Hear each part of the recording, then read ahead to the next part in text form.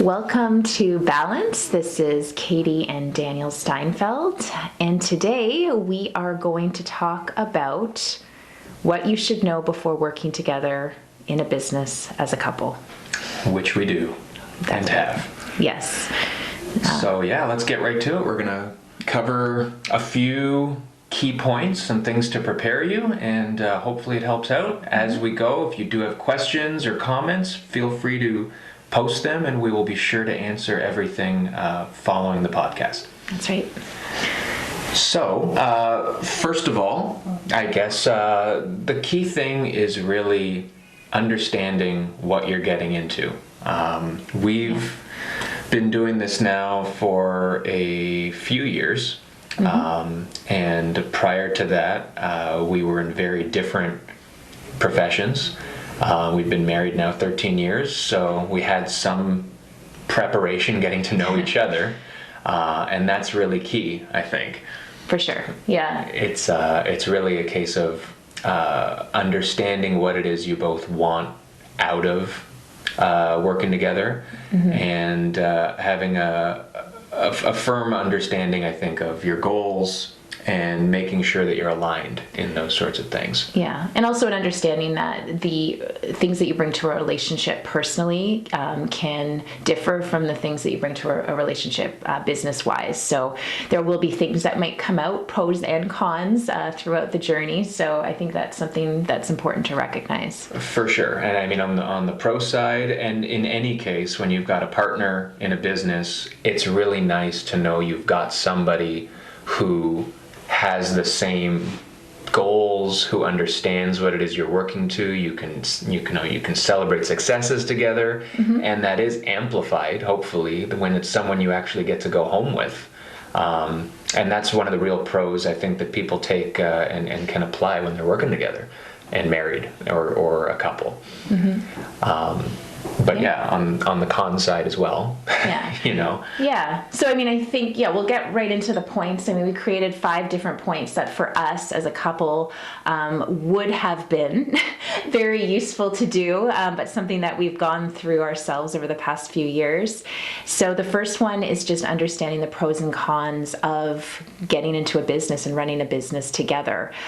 We would recommend both of you taking this away separately and figuring out for yourself what the pros and cons would be, and then coming together and talking about those and an understanding of what that will look like for your relationship. Yeah, determine what's good, but more importantly, identify early what you think could be a challenge, what could be a barrier, what might be tough, because you want to know that before you commit. This isn't assuming it's not a side hustle or something like that. If this is going to be your life, it's really going to be something you want to be sure about and understand what's good and bad about it going in. Right, for sure.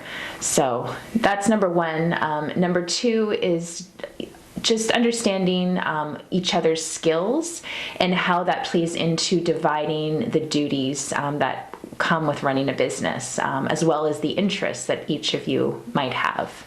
And it's good to be different here. In fact, it's probably something you should look for, the differences that you have, both in your interests and in your skills. We come from different backgrounds. I mean, we both went to business school, but short of that, we're very different people. And you can choose to use that as a barrier or a reason why things won't work, or you can really embrace what works about that and making a business tick. Yeah, and I think for us it's great because my side is more marketing, and your side is more finance, sales. He's an accountant by trade, so we kind of create a well-rounded business together as it is, given those strengths. And it's important to be able to admit what you're good at and what you could use help with, and take advantage of the fact that your partner might have a stronger sense of certain skills, because any decision that comes while you're working your business, you want to be able to look at it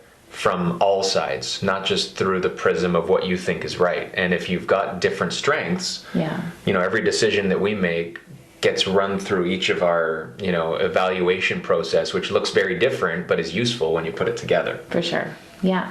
And that ties into another key point, which is the ability to communicate really well with each other.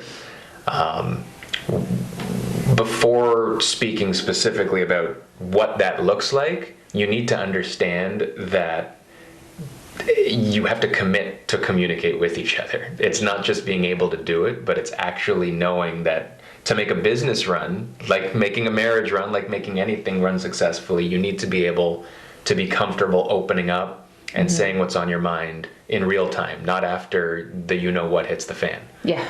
Because it can be a lot worse if you wait and it builds up and it builds up, and one little thing can really cause you to blow up for no reason, and then the other person doesn't really understand why you're blowing up, but it's because it's been a few weeks of frustration that you haven't discussed. Right. So that's really important. There are a lot of parallels between a marriage and a business partnership, and I mean, communication is as core as it is to any relationship succeeding. So things like the ability to give and to take criticism. If you can't, if you can't take it and or you can't dish it, there's going to be a problem, because that's how things bottle up and one day explode. For sure. And I think when you're dealing in a personal relationship with like a marriage, you're less likely to give criticism of the other person. For sure. Because you don't really need to. In a way. Well, sometimes you do. But I mean, I think just from the day-to-day operations of a business, there's just so many things that you're working on together and seeing what the other person is doing. And if you can't take some positive criticism, then it won't work out very well. You'll be continually fighting. For sure. And you're going to see over the course of this show and the episodes we do not agree with each other on a lot of things. But we can align our thoughts and speak through it, and sometimes agree to disagree. Yeah. But ultimately, what's the point of going down separate paths with different mindsets about things if you're working towards what hopefully is a common goal, whether it's in your marriage, whether it's in your business? And that also ties into, because you're together outside of the business, it's hopeful that you have a strong understanding of the nuances about the other person and the little things. Well, the blind spots that the other person sure. has, which I don't have any. No, but I think that's key, because you can't fault somebody for having blind spots. Everybody does. But if you can respectfully point them out to your partner, then they might not be so open to it the first time, but over time it'll start it would be very clear that those are your blind spots, and you can start working on them. For sure. And know how to craft a critical message. Right? I don't know why she's laughing. Nothing funny about this at all. Yeah, well, I think. People take criticism in very different ways. People give criticism in different ways. But the hope is, if your marriage or your partnership is working well, it's because you've established a stronger sense of how to communicate. Right. Not just the need to communicate, but it's great if you know that criticizing someone is great. But if you just translate that into... Well, if you're just like an asshole about it, then... you come into work every day and say, hey, you suck. Yeah. Right? Yeah, you've got to be aware of the circumstances and the other things that are going on, and be sensitive to that. So, and you've got that benefit, because you live life with the person. You might have a greater understanding of what they're bringing into the office, the same way you've got an understanding, if you end up working together, of what they're bringing home with them. Yeah. Right? And so use that extra knowledge not to smother each other, but just to, in some cases, give yourself a reason to give some more space when otherwise you might not. Yeah. And just, say what needs to be said in a way that's sensitive to the way the person deals with it. And the same goes with the positive stuff. Because we were talking about this before the show. Katie's an example of someone who gets a win and doesn't take a moment to celebrate that. Right. And I do, like, for 5 seconds, and then hey, what's next? Exactly. Yeah, and that's great, and it's not that. No, it's not great though, because you don't get a chance to. No, it's great that you're eager about doing more things, but you're missing out on what's good about having a business. Exactly. Yeah. So, whether you're married, whatever, with your partners in business, and you look at success as a different way, try to bring both of yourselves up to the medium of happiness for, a longer period of time. Right. Exactly. Like there's enough minutes in the day that why are you doing it? Yeah. If it's all about what's next. We talk about this, everyone talks about this with their kids. Like everyone has a kid like this. Yeah. Who, you give them whatever, you give them a toy, they say, thanks, what else did you get me? Yeah. Right? Don't make that the way you look at your business. Right. Yeah. Right. It's true. Yeah. Right. So the fourth. The next one. The next one is aligning your focus and the vision for the company. When you first go into this, obviously you have a similar idea, but you want to figure out what you expect for the business and what you want to achieve for the business in the next year, 5 years, 10 years, and even longer term down the road, because that is just really important, because it can be really easy to have different focuses and different goals for your business. One person can have something regarding profit and the other person can have something regarding, I don't know, like amount of locations you have open, or just different factors. Culture, whatever it is. Yeah. And all of those can go into the same vision, but I think you have to be very aligned on what ultimately you want to achieve, because that dictates your day-to-day, the workings that you're doing day to day. No question. The workings, I don't even think that's a word. It is now. That has to precede everything too. This isn't, even though, your objectives are a moving target, and as things change, so too do your objectives. If you're starting into this and we're talking about making the decision to go into this together, if you've got different visions of fill in the blank, success, or what makes this worthwhile, it won't work, because you're both going to be doing things that are aligned with a different end game. Yeah, and then you're just going to be spinning your wheels, not accomplishing. That's it. And how long did we spend, and this is for any business, partnership or not, but the amount of time we spent on properly crafting and agreeing on what our mission and vision was for the company. Yeah.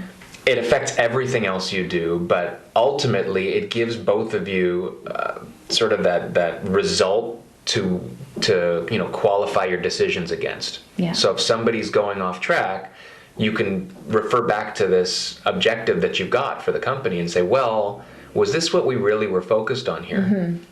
Yeah, and I think that that kind of touches upon, you've got personal goals and you've also got professional goals. So, you might be going down a road because you want to accomplish something personally, like maybe you want to do more speaking engagements as a personal goal. That might not align with the activities that you do for your business, but it's also okay to have those personal goals as long as you communicate them with your partner and support each other in putting the time in to accomplishing those goals as well. Right. And that segues really well into the next point, which is the ability to know that it's okay, and it should be the case, that you separate the things that you do.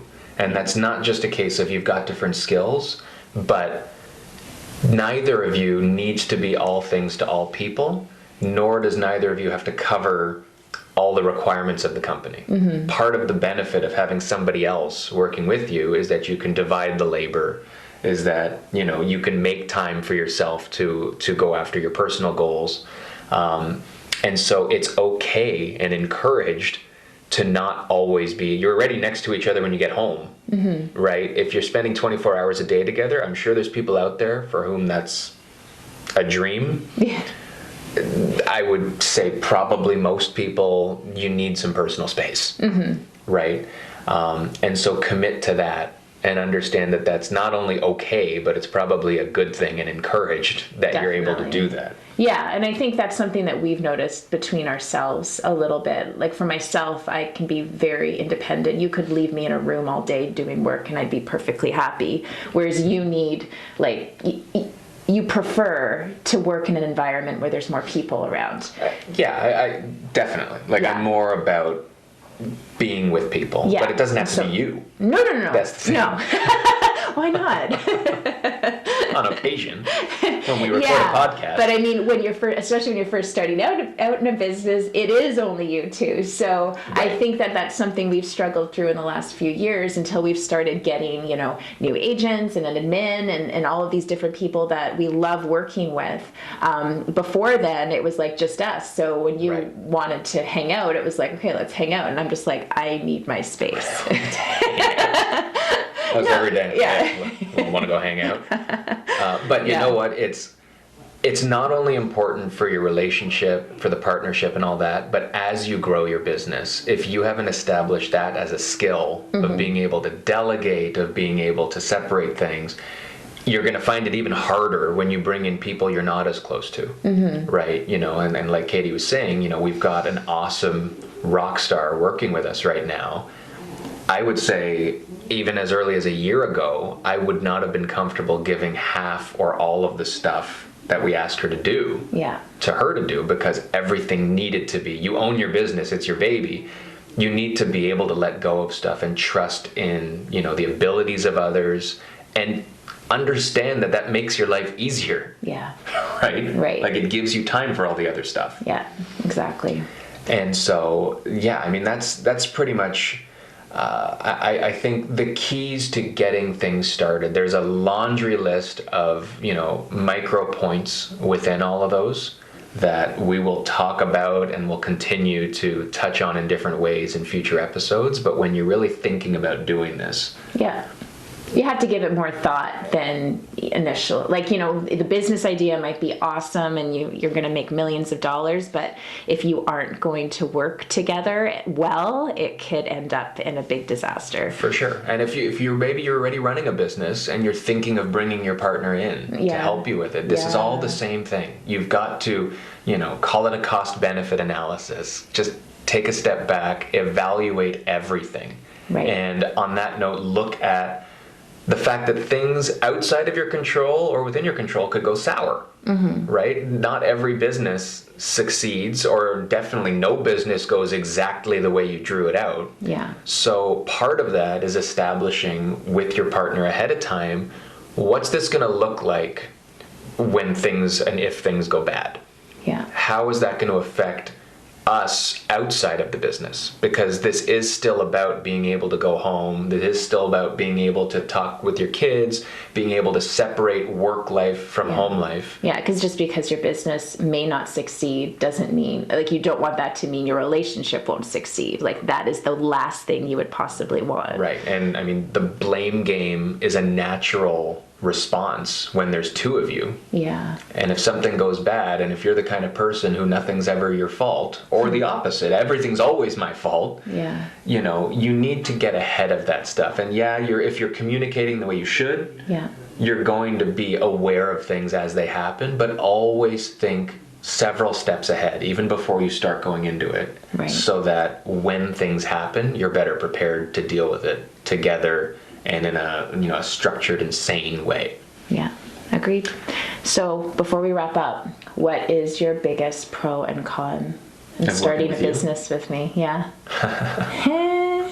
My on the spot. Well, I'd obviously start with a pro, because God knows if there's any cons. Nice try. You know what? It's really nice. It's sort of touched on at the beginning. It's a real different feeling coming from, the 9-to-5 job, and we've talked about this before, where once upon a time we'd come home at the end of the day and each of us is exhausted and each of us is stressed, but it's harder for the other to really get it Yeah. and to really understand why, and to take themselves out of their own shell and see the stress on the other side of the fence. And since we're working together, it is amazing to be able to high five and really feel the same excitement around the same things. Yeah. But more than that, when things aren't so good, it's a lot easier, I find, for both of us to be able to know when to respond certain ways and truly understand why things are not great. Yeah. With way less, judginess and I think I know what your problem is, because now we actually do. Yeah, for sure. I find that was a pro, even though I'm talking about sometimes negative stuff. Do you want to give me your pro first while I think of a really good Sure. con about you? I agree with your pro. I think also the trust, because you're already in a relationship, you already trust each other. And so going into a business allows you to be confident that you're going in with the right person because you trust what the other person's intentions are, and you know that you are at the end of the day bringing home money to the same spot. So we're all in it together, and I think that that's really nice to know that the person you're working alongside is always going to be, hopefully, but more so than somebody else that you might be working with, like loyal to the vision that you've created for each other and for your relationship. Okay, I've got a con. Nice. Give it to me. I think the challenge is when things are rough, or if things are rough, when you have to go home, and when we're both dealing with whatever the issue is, or forget things being rough, if things are just busy, things get real, especially when you're starting that business and things are stressful. It's really hard when both of you are in it to take that hat off and just focus and feel like, your kids aren't also part of your business, and you've got to go home and be able to take that hat off and leave your stress where it needs to be, even though you're both living it and you understand each other.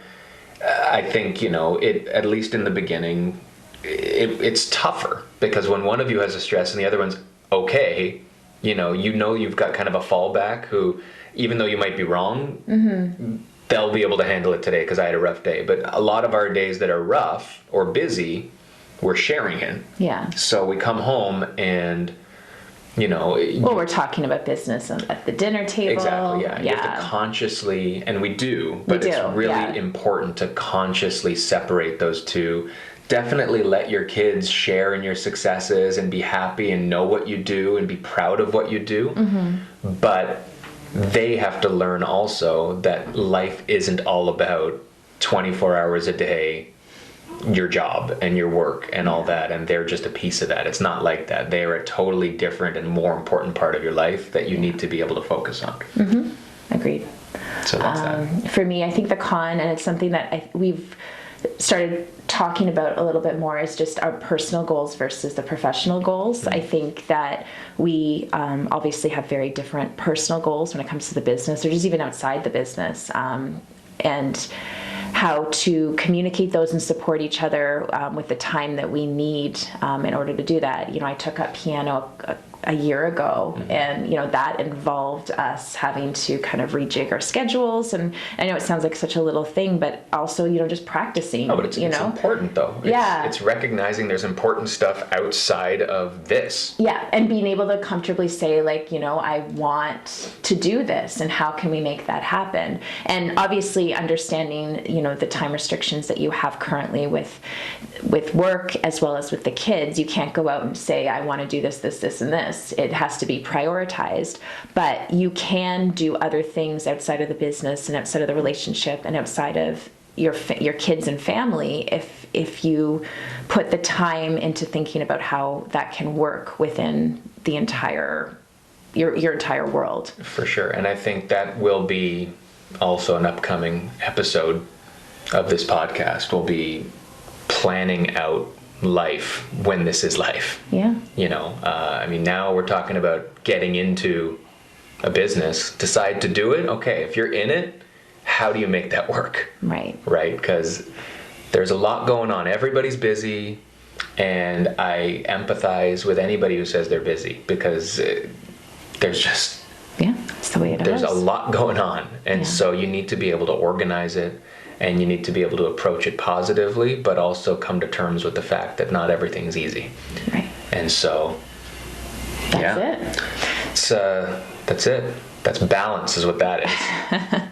So if you guys have any tips, or if you're struggling right now, or even loving working together, let us know in the comments in the podcast. We'd love to hear from you guys, and follow us.